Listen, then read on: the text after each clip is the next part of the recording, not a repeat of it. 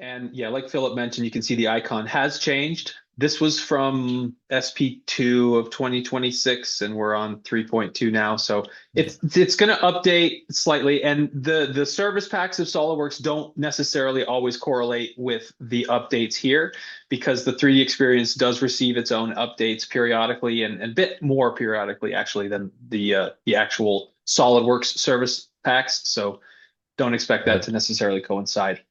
just wanted to point that out since because it changes fast. And you might go, where's that icon? I don't see that. Yeah, and it might be worth pointing out right now just the kind of difference between Aura and Leo and why there are two. There's actually three. There's a third one called Marie that we won't cover in this one because we personally don't have access to it. It's still in beta. So keep that on the horizon, but focus on Aura and Leo. These two virtual companions exist separately because they do separate things. Aura is more of your kind of SolidWorks information about maybe your specific installation of SolidWorks or things about your organization. You can ask it those things, and it has information all about SolidWorks's inner workings and how you get to specific features in SolidWorks and how to do things in SolidWorks. Whereas Leo is more of the do things type thing. It actually completes tasks. You can tell it to create an assembly and it'll create an assembly. And we'll show you that here in a second. But they're separate in what they do, but when they don't overlap, they will bring each other in and kind of work in conjunction so that it is sort of seamless when you're working with the companions. So don't think that it's like, oh crap, I need to know all of the ins and outs of who to ask what. Because as you just saw, Philip was able to access Leo by asking Aura a question that it really didn't have the competency for. So that's the difference between the two. But let's focus on Yeah. Aura first, and then we'll get deeper into Leo here. Let me see if Yeah, this is going to we have a bunch of advance. examples and this will clear that up even more as we get into it. Okay, so we've been sorry, before we get to the examples, I do want to point out that knowledge universes here is where Philip went slightly here, and I'll take you there in a second. But the actual competencies that drive these AI engines are here and available. And let me just go to SolidWorks and show you that real quick.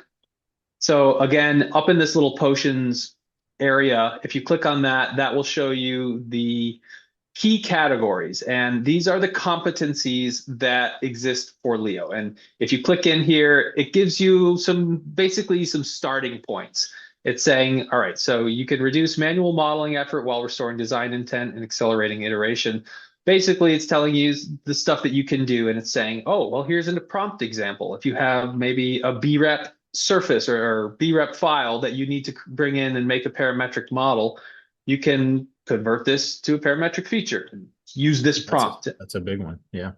Yeah, and that's something that AI is really going to do well is the conversion of the BREPs or some sort of 3D scan cloud data to a parametric type of 3D model. So that's keep your eye on that if that's something that you're interested in. Or picture to sketch, automatically conversion of any image to sketch. This is the competency, and it's Cool. trying to give you some places to go, some things to ask or think about that the AI can help you with.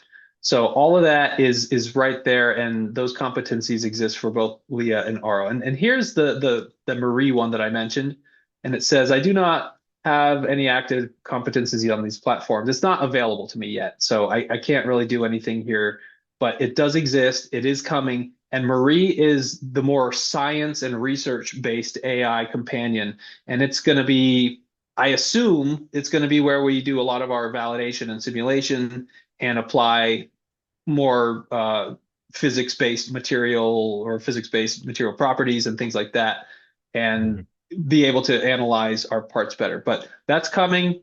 Stay tuned. Yeah, all of Okay. these, I find all of these really start to really help the most when you start talking simulation.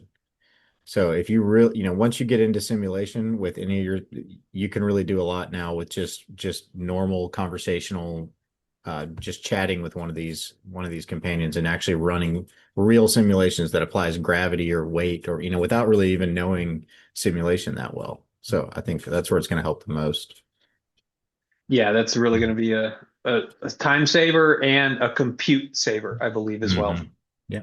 But this is interesting to know that the knowledge universe is for Leo. It has a study on SEA steel grades, applying materials. It knows all of this stuff, HSLA steel composition, and it has a material engineer competency. So a lot of that stuff you can do with Leo.